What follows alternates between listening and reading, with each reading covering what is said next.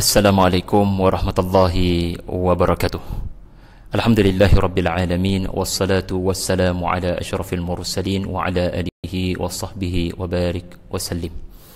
Alhamdulillah, syukur pada Allah kerana kita dapat bertemu di tengah hari ini.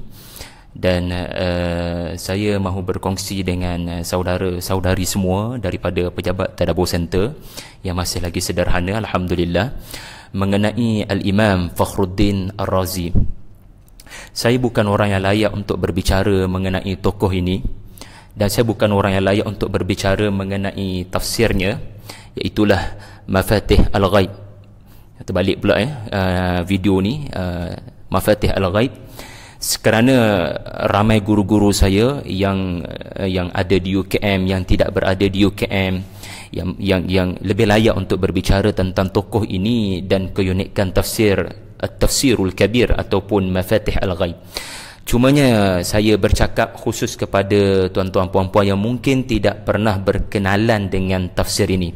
So saya bukan mahu berbicara kepada mereka yang sudah berta'ammuq ataupun pernah berinteraksi bahkan mengajar masyarakat dengan tafsir ini, tetapi saya mahu membantu mereka yang tidak pernah mengenali tafsir ini, apa yang boleh menyebabkan anda rasa kagum dan boleh menyebabkan anda mudah-mudahan diberikan Allah kemampuan untuk membelik tafsir ini.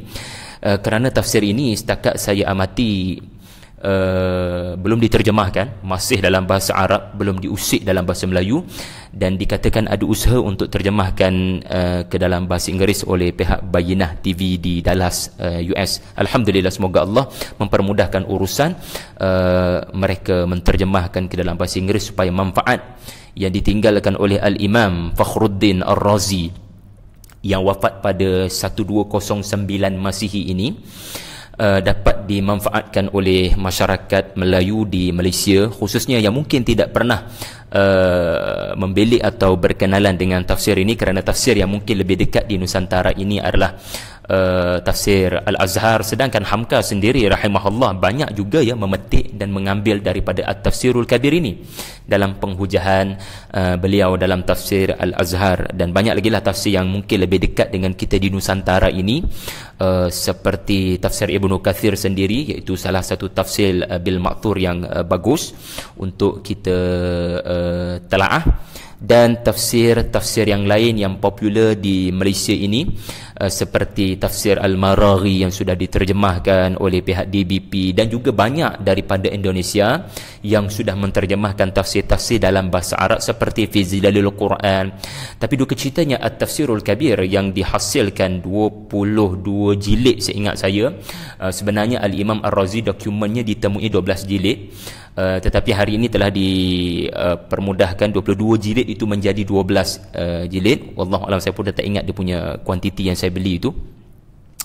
Tapi sebelum saya memperkenalkan pada anda mengenai secara ringkas nabdhah qasirah jiddan mengenai Ar-Razi dan keunikan tafsirnya, saya nak tunjukkan salah satu ayat di dalam Quran, Suratul Rahman ayat 11 ayat 12. Bismillahirrahmanirrahim. Fiha fakihatun wan nakhlu dhatul akmam wal habbu dhul asfi war rayhan. Sadaqallahul azim.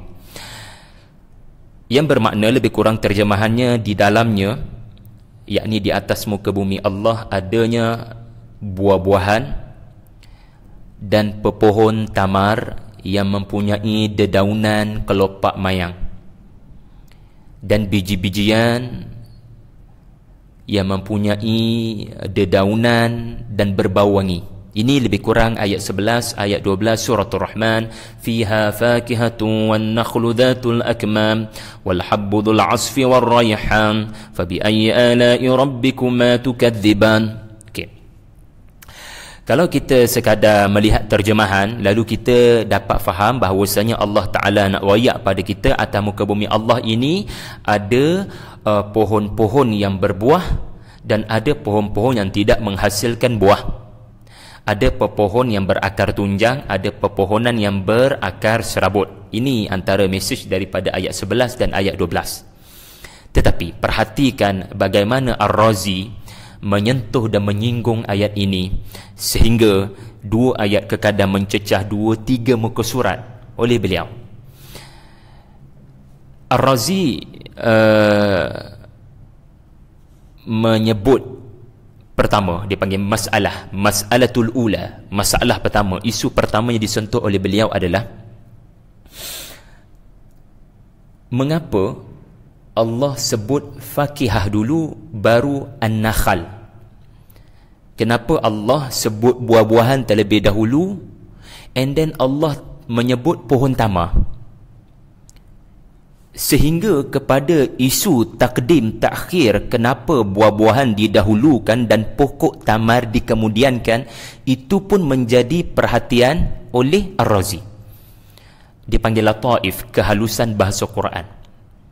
Dan perkara ini agak kurang disentuh oleh ulama-ulama yang lebih awal daripada Ar-Razi, kerana ulama-ulama di zaman era sebelum Ar-Razi banyak berjihad untuk mengumpulkan riwayat-riwayat dan athar-athar yang sahih mengenai tafsiran 300 tahun yang pertama kepada ayat ini. Ar-Razi cuba untuk sedaya upaya mentakwilkan dan berijtihad untuk mengemukakan satu perkara, apa rahsia ayat ini dan apa yang cuba Allah bicarakan dalam suratul Rahman. Jadi beliau berkata, fakihah didahulukan kerana fakihah adalah sesuatu yang anda boleh petik dengan tangan anda. Buah betik, buah anggur, buah jambu, semua perkara ini adalah sesuatu yang boleh anda petik dengan tangan anda sendiri. So pepohonnya rendang. Tetapi apabila Allah menyebut wan nakhal, ia merujuk kepada pepohon yang tinggi, kerana buah tamar adalah buah yang ada pada an-nakhal. Lalu Allah memulakan dengan sesuatu yang pepohonnya rendah dan Allah mengkemudiankan pepohonnya lebih tinggi. Jadi ini sebenarnya perjalanan menuju ketinggian. Makna seseorang yang melihat buah-buahan yang ada di hadapannya, fakihah, apabila melihat pepohon tamar pula, dia perlu mengangkat kepalanya ke atas. So ini adalah sebuah perjalanan menuju ketinggian, sesuatu yang lebih tinggi. Dan bukan suatu kebetulan surah ini berbicara mengenai syurga in details.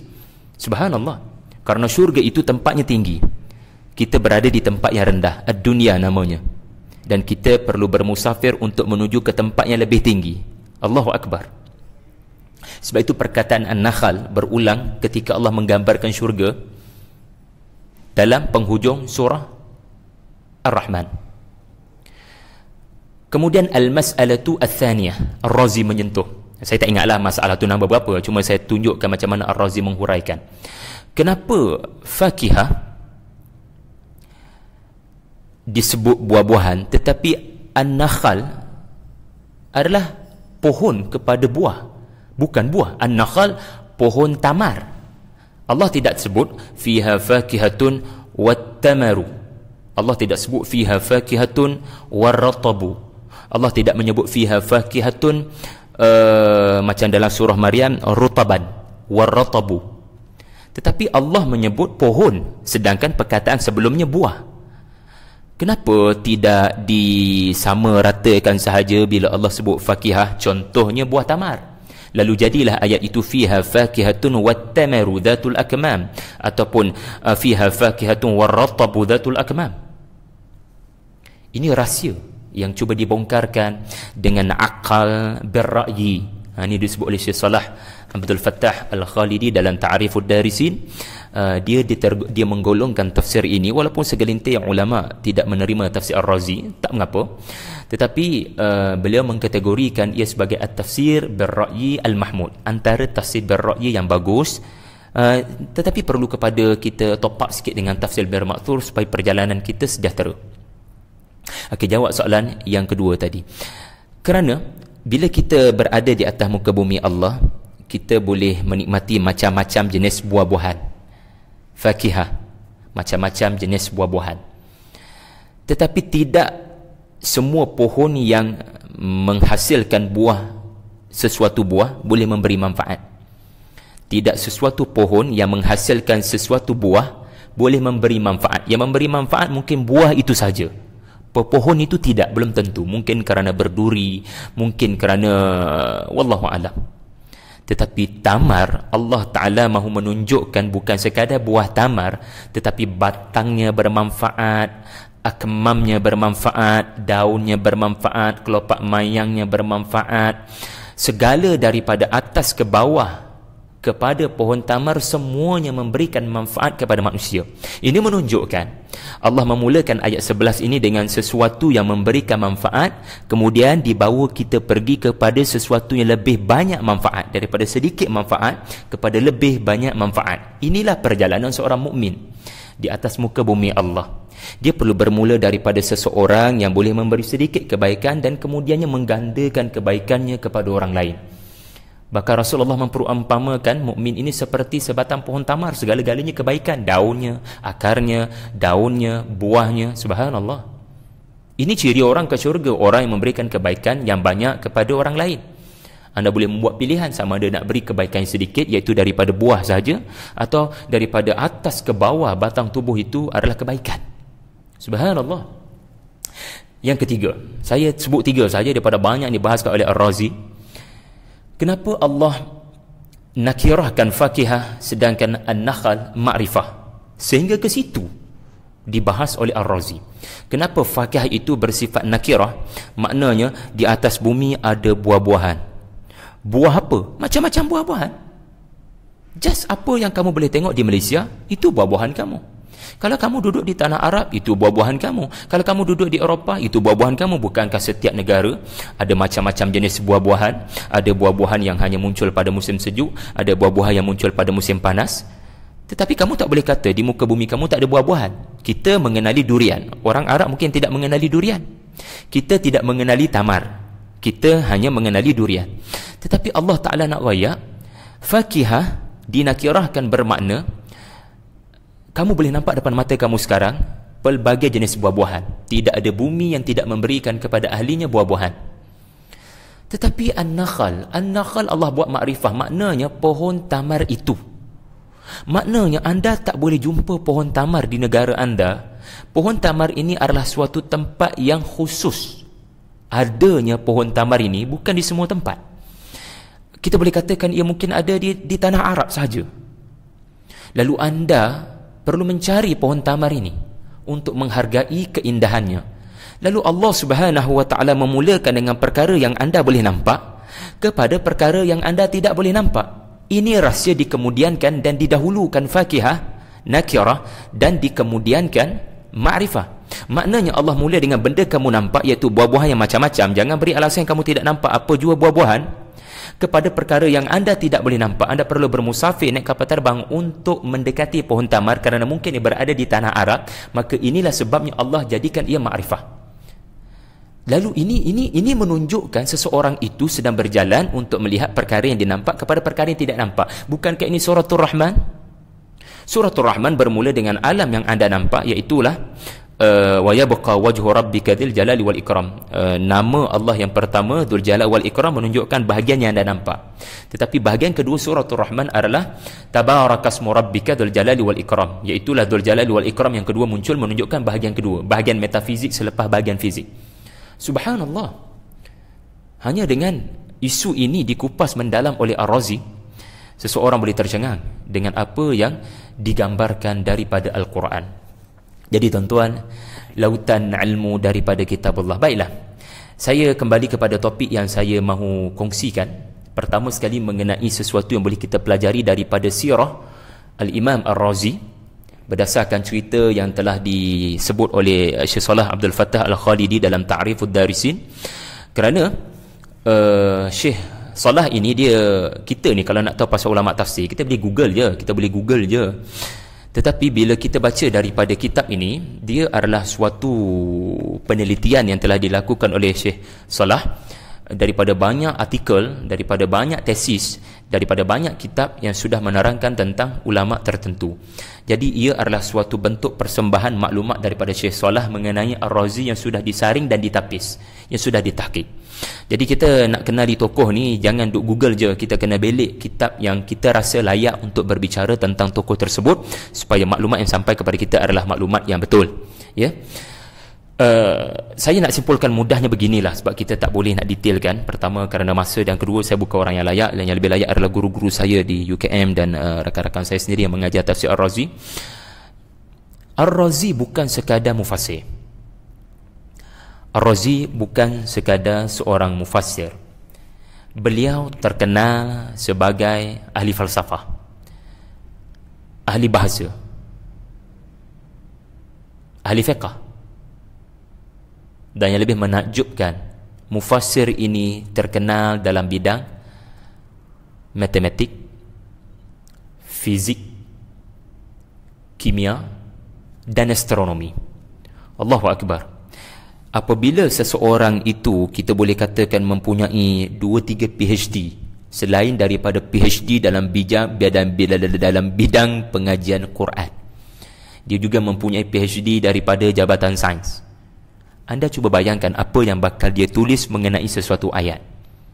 Mana mungkin dia akan tafsirkan hanya sesuatu ayat itu dari perspektif munasabah, hanya dari perspektif linguistik, hanya dari perspektif nasakh mansukh, hanya dari perspektif tafsir bil ma'thur. Maka sebab itu Ar-Razi berjuang untuk memasukkan segala perkara bidang ilmu yang beliau telaah dalam satu ayat yang dia mahu tafsirkan.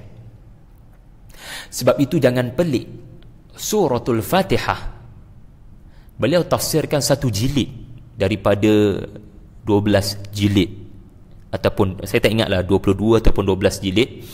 Beliau 300 muka surat Suratul Fatihah. Allahu Akbar. Dan saya masih ingat ketika beliau mentafsirkan salah satu ayat di dalam surah Al-A'raf ayat 54. Dalam ayat itu Allah menyebut dia menciptakan 7 petala langit dan bumi selama 6 hari. Dia beristiwa atas arash, dia menggilirkan malam dan siang, dia menciptakan matahari dan bulan, nujum.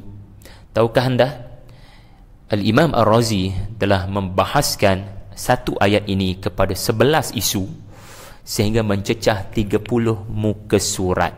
Allahu Akbar. Dan mungkin ayat tadi kita tak berapa familiar. Saya ambil contoh yang kita agak familiar. Ketika beliau menghuraikan wa'allama Adam al-asma'a kullaha, wa'allama Adam al-asma'a kullaha, Adam diberikan ilmu oleh Allah tentang segala-galanya, tentang al-asma'. Kita cuba hurai ayat ni. Agaknya berapa ayat yang boleh kita hurai mengenai ayat ini? Saya rasa susah kalau kita nak hurai ayat ini, tadabbur kita sampai satu muka surat. Tetapi Ar-Razi telah menghuraikan wa'allama Adam al-asma'a kullaha thumma 'aradahum 'alal malaikati ini sehingga mencecah 30 muka surat. Beliau membahaskan cerita Harut dan Marut dan bahana sihir sehingga mencecah 20 muka surat. Jadi sebab itu ada orang kata dia ni memasukkan segala-galanya sehingga kita tak boleh nak beza yang mana tafsir, yang mana bukan tafsir. Dan untuk makluman anda, untuk menghasilkan tafsir Ar-Razi ini, Al-Imam telah mengambil masa 10 tahun.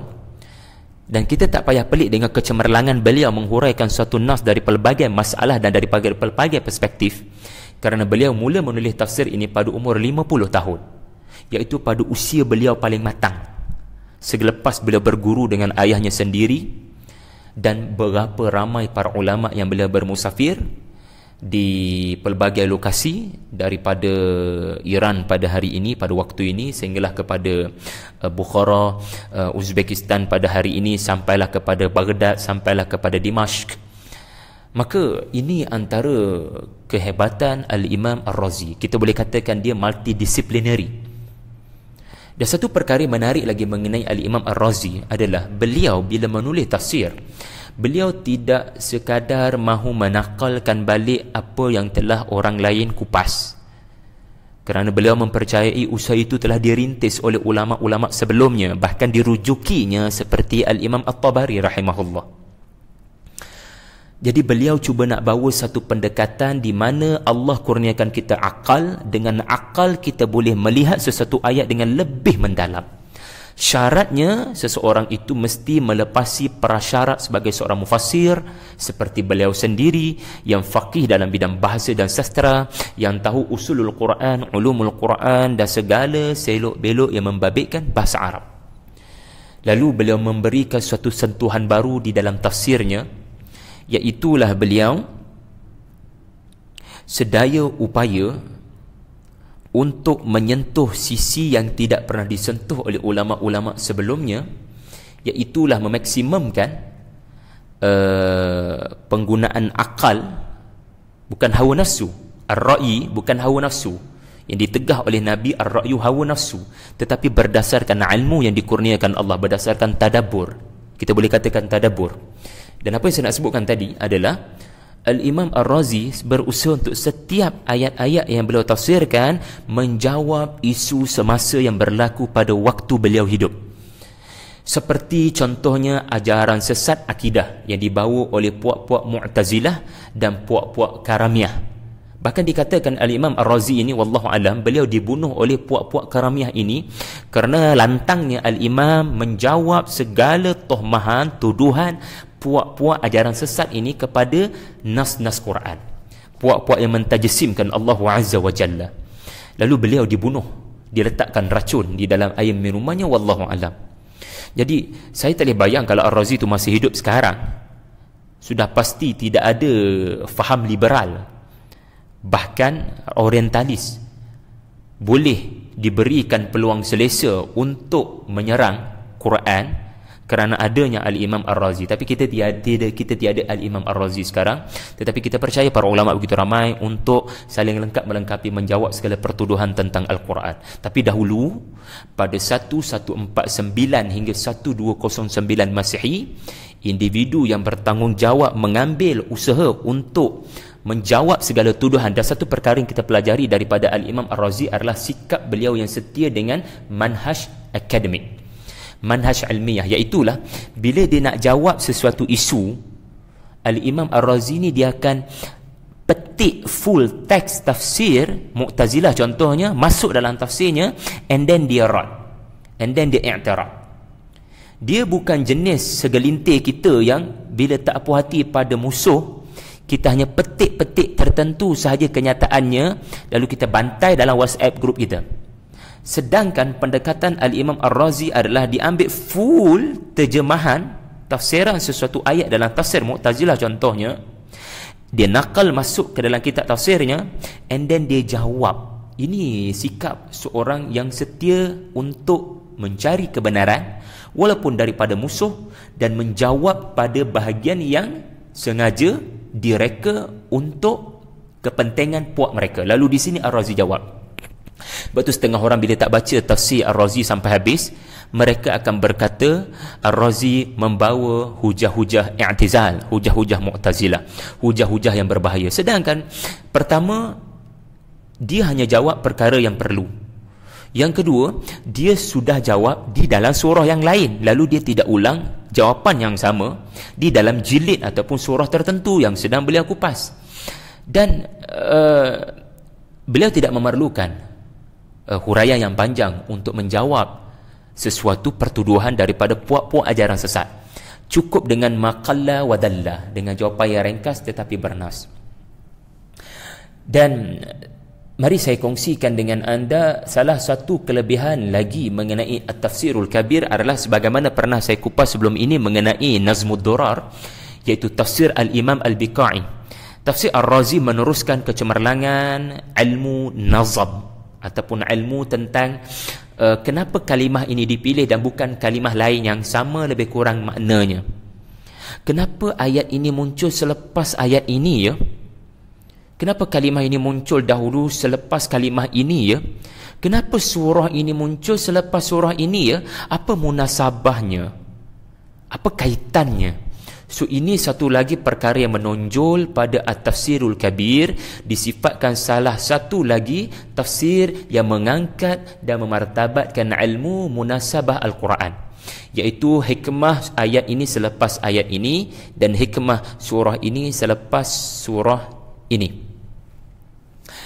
Inilah i'jaz bayani yang dibuktikan oleh Al-Imam Fakhruddin Ar-Razi. Kata Syekh Salah Abdul Fattah Al-Khalidi, tidak beliau huraikan sesuatu ayat akidah, melainkan beliau akan bawa hujah-hujah Mu'tazilah dan hujah-hujah bertentangan, dan beliau mengemukakan sanggahan ke atasnya.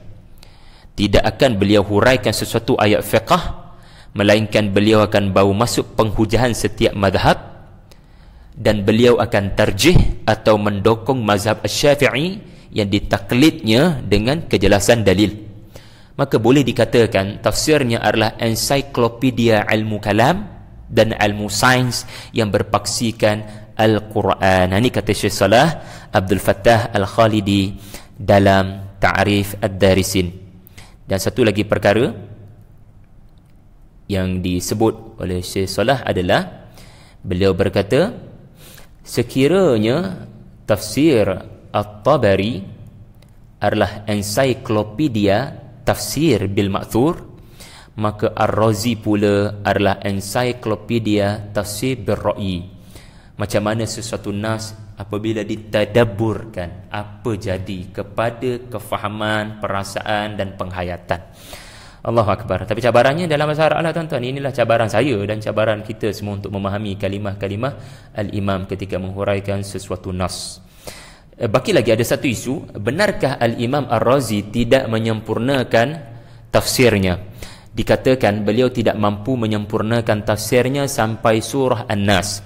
Dikatakan beliau hanya sampai suratul Ahqaf, dan selebihnya disambung oleh dua orang individu yang disebut oleh Syekh Salah. Satu nama Syamsuddin Ahmad, yang kedua nama Najmuddin Ahmad. Mereka ini dikatakan melengkapkan tafsir Ar-Razi yang telah wafat dengan metod dan prinsip Al-Imam Ar-Razi, sehingga orang yang baca seperti tidak boleh membezakan yang ini Ar-Razi ke yang ini anak murid dia yang melengkapkan. Tetapi Syekh Salah kata dia sendiri ketika study tafsir Al-Kabir ketika master, Syekh Salah Abdul Fattah Al-Khalidi sendiri berkata, berdasarkan kajian beliau dan berdasarkan kajian seorang lagi Dr. Muhsin Abdul Hamid, kesimpulan yang dibuat adalah sebenarnya Al-Imam Ar-Razi telah menyempurnakan penulisan tafsirnya sebanyak 30 juzuk dari suratul Fatihah hingga surah An-Nas. Dan penulis-penulis lain tadi, mereka bukan menyempurnakan tafsir Ar-Razi, mereka hanya memberikan komentar-komentar tambahan, dia panggil hasyiah, nota-nota kaki kepada matan Al-Imam di dalam tafsirnya. Dan dikatakan wallahu alam, Dr. Abdul Mun'im yang lain pula berkata, kerana kekacauan yang menimpa kota Khawarizmi yang diduduki oleh Al-Imam Ar-Razi dahulunya, kemudian beliau wafat akibat daripada serangan Tartar 11 tahun selepas Ar-Razi wafat, dikatakan telah hilang satu juzuk daripada kitab tersebut. Ini yang dikatakan punca kenapa kelihatan tidak lengkap tafsir Al-Kabir. Tetapi penjelasan Syekh Salah adalah sebenarnya dalam tafsir Al-Kabir adalah tafsiran lengkap daripada Al-Imam Ar-Razi sendiri. Wallahu a'lam. Tuan-tuan, saya rasa itu sahaja perkongsian daripada saya mengenai Al-Imam Fakhruddin Ar-Razi. Terlalu banyak lagi perkara yang boleh dikongsikan sekiranya yang berbicara ini adalah guru-guru kesayangan saya sendiri yang memang expert dan mahir dengan tafsir Ar-Razi, sama ada di UKM maupun di Universiti Malaya maupun di banyak tempat lagi yang membabitkan sarjana-sarjana dalam bidang tafsir. Saya hanya mahu memperkenalkan tafsir ini kepada rakan-rakan yang mungkin tidak pernah menemui tafsir ini. Satu perkara yang dipesan oleh Syekh Salah, apabila anda berinteraksi dengan tafsir Al-Kabir, anda kena ada filter system supaya tidak semua anda telan bulat-bulat, kerana minoriti ayat-ayat yang ditafsirkan oleh Ar-Razi sendiri didapati agak jauh huraiannya berbanding tafsir ayat itu sendiri. Namun demikian, walaupun dikatakan fihi kulli syai'in illa tafsir, semua benda ada dalam tafsir Ar-Razi kecuali tafsir, namun ini bukanlah kenyataan yang sesuai kepada ulama hebat seperti Ar-Razi. Ia seperti tidak mengiktiraf langsung aspek tafsir yang memang disebut oleh Al-Imam Ar-Razi. Maka sebab itu Syekh Salah Abdul Fattah Al-Khalidi mencadangkan kenyataan yang lebih beradab, iaitulah fihi kulli syai'in ma'at tafsir, ma'at tafsir. Walaupun Syekh Salah sendiri mengakui ada beberapa ayat yang memang Ar-Razi pergi terlalu jauh berbicara tentang astronomi, tentang botanis, tetapi tafsir itu sendiri tidak dikemukakannya. Wallahu alam. Jadi jumpa lagi pada masa akan datang. Semoga ada manfaat pada perkongsian ini untuk meningkatkan keinginan anda bagi mendekati tafsir Ar-Razi. Aku qouli hadza wa astaghfirullah li wa lakum. Assalamualaikum warahmatullahi wabarakatuh.